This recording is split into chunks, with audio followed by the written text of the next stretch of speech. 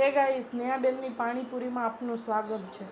તમે અમારી પાણીપુરી તો બહુ ખાધી છે, પણ આજે હું તમને અમે જે પાણીમાંથી બનાવીએ છીએ કેંગન વોટરમાંથી, જે કેંગન વોટરનું મશીન છે, અમે ઘરે સેટઅપ લગાવ્યું છે, એમાંથી કયા કયા પાણી નીકળે છે એ તમને બતાવવા જઈ રહી છું।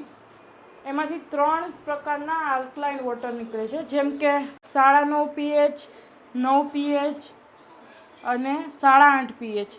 એને આલ્કલાઇન વોટર કહેવામાં આવે છે। આ પાણીમાં હાઇડ્રોજન એક્ટિવ હોય છે, એ પાણી આપણા બોડી માટે બહુ સારું પાણી કહેવામાં આવે છે।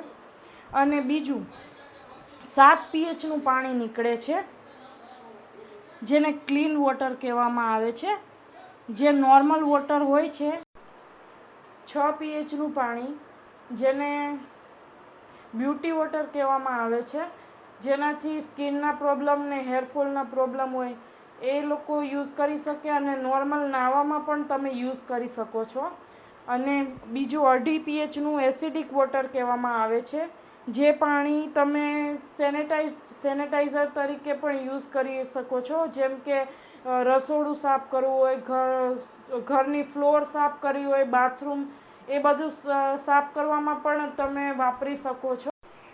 સૌથી બેસ્ટ પાણી જે આપણા ઘરમાં બહુ જ યુઝફુલ થવાનું છે, જેમ કે 11.5 pHનું પાણી, જે આજકાલ ફ્રૂટ, શાકભાજી અને અનાજમાં પેસ્ટિસાઇડ દવા છાંટવામાં આવે છે, જે નોર્મલ પાણીથી અને ગરમ પાણીથી પણ રિમૂવ નથી થતી।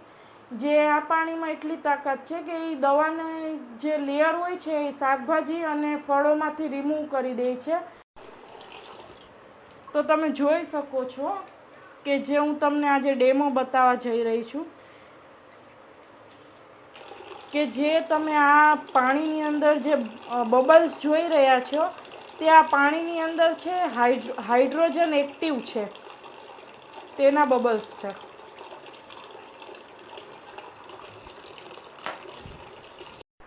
તો આપણે કેંગનના પાણી વિશે અને બેનિફિટ વિશે જાણ્યું।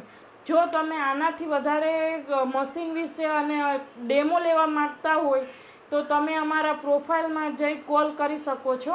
તો ફરી એક નવા વિડીયો સાથે મળીશું। Okay, by.